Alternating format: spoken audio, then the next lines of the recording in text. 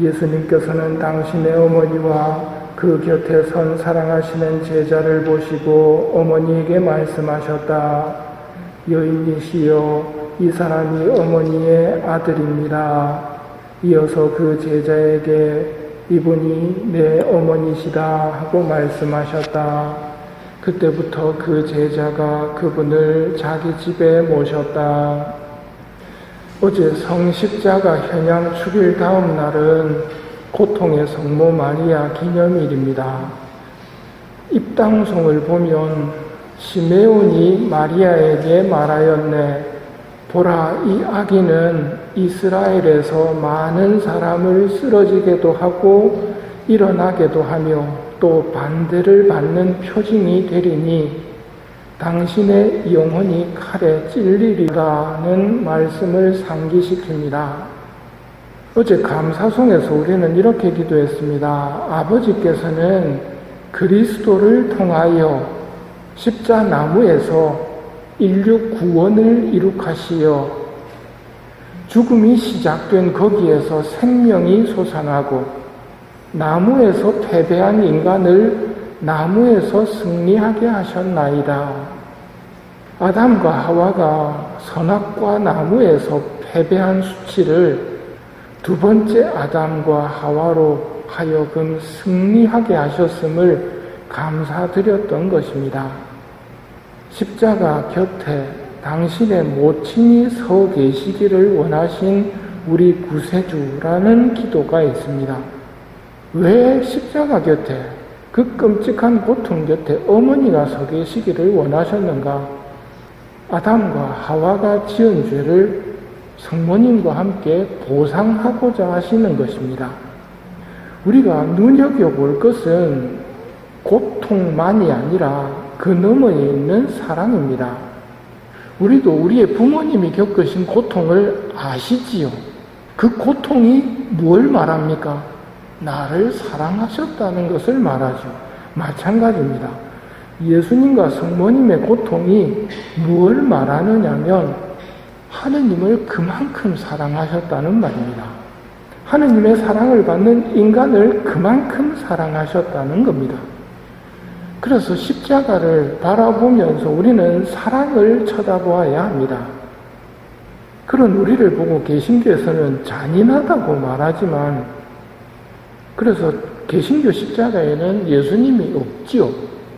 십자가를 걸어놓고 뭘 보려고 하는지를 생각해 봐야 됩니다.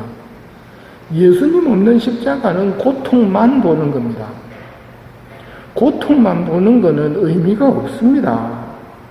예수님을 봐야 됩니다. 그 예수님이 겪으시는 고통이 뭘 말한다고요? 우리를 그만큼 사랑하신다는 것. 어린 양의 피를 통해서 이집트 탈출이 이루어졌습니다.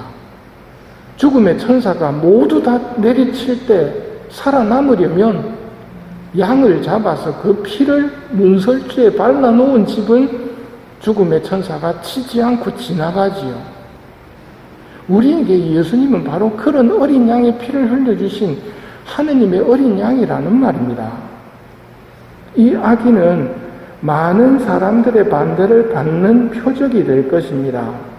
그리고 성모님께는 예리한 칼이 당신의 영혼을 찌를 것입니다 하고 예언을 했습니다. 베르나르도 성인은 이렇게 말합니다. 예수님의 옆구리가 창으로 찔릴 때 예수님에게는 고통을 줄 수 없었지만 당신께는 그러하지 않았습니다. 그때 창은 당신의 영혼을 찔렀습니다. 아드님께서 육신으로 죽으실 수 있었다면 성모님께서는 영신으로 그 죽음에 참여할 수 없으셨겠습니까? 아드님은 위대한 사랑으로 죽임을 당하셨고 성모님께서는 비교할 수 없는 사랑으로 그 죽음에 참여하셨습니다. 고통만 보아서는 안 되고 거기에 담긴 사랑을 읽어야 합니다. 그리고 그것을 읽었다면 하느님의 신비로운 도성이라는 책에서 성모님께서 하시는 말씀을 들으며 확신을 가져야 됩니다. 주님께서는 무수히 많은 은총과 축복을 지참금으로 내고 너를 데려오셨다. 우리를 사기 위해서 예수님께서는 무수히 많은 지참금을 내셨다는 말입니다. 나를 사오려고, 그래서 당신의 집에 나를 들이시려고. 이것을 안다면 하느님 아버지의 고통도 잊으면 안 됩니다. 우리를 너무나 사랑하신 나머지 외아들을 내어놓으신 아버지의 마음도 헤아릴 줄 알아야 합니다. 얼마나 인간을 좋아하시면 그렇게까지 하셨을까? 이걸 묵상해서 내가 확신을 가져야 됩니다. 인간이 그럴 만한 가치가 있는가? 인간은 그럴 만한 가치가 있습니다. 왜 그렇습니까? 우리 모습을 닮은 사람을 만들자 하고 창조하셨기에 인간은 하느님을 닮아 영원한 존재입니다. 영원하다는 것을 이해하지 못하는 사람들에게 인간은 별것 아니지만 영원한 존재이신 하느님은 당신을 닮은 영원한 인간을 너무나 사랑하십니다.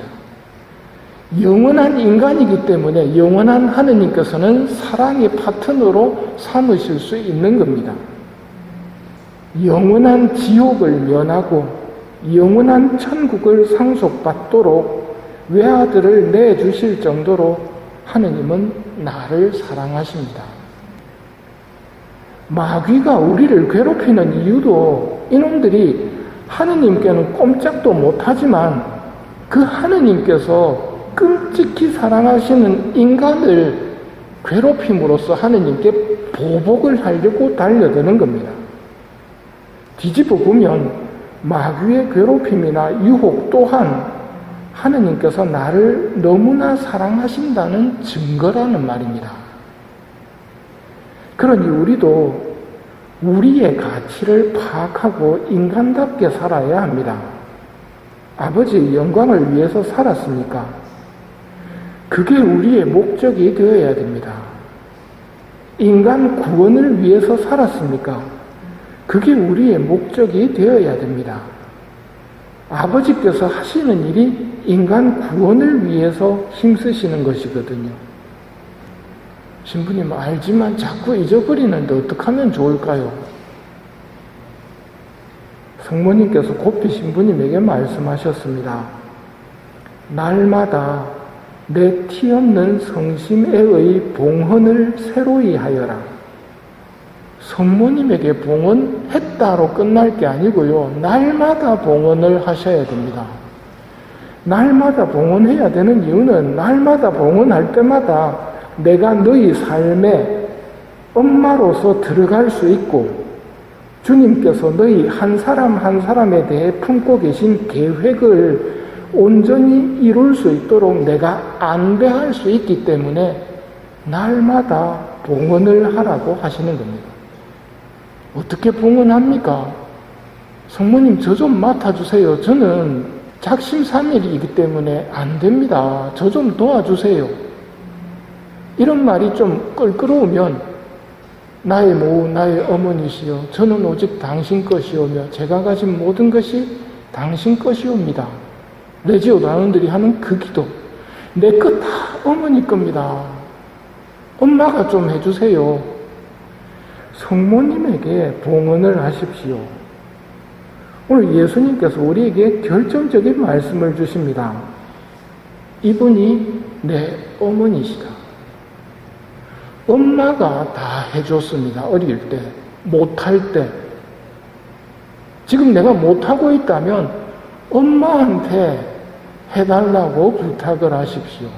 그리고 엄마가 하라는 걸 하는 데까지는 하고 못했으면 또 엄마한테 죄송합니다 하고 내일부터 잘할게요. 아니면 지금부터 잘할게요 하고 또 해보는 거고요. 어린이가 되는 것이 안전한 방법입니다. 어린이가 잘나서가 아니라 엄마가 해주기 때문입니다. 이분이 내 어머니시다. 예수님께서 당신 어머니를 누구에게 주십니까? 사랑하시는 제자에게 당신 어머니를 주십니다. 예수님의 사랑을 받고 있다면 성모님을 어머니로 받는 사람입니다.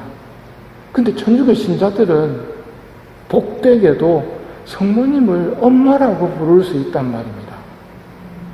그러니 통구의 성모님 축일을 맞으면서 엄마에게 자신을 봉헌하도록 합시다.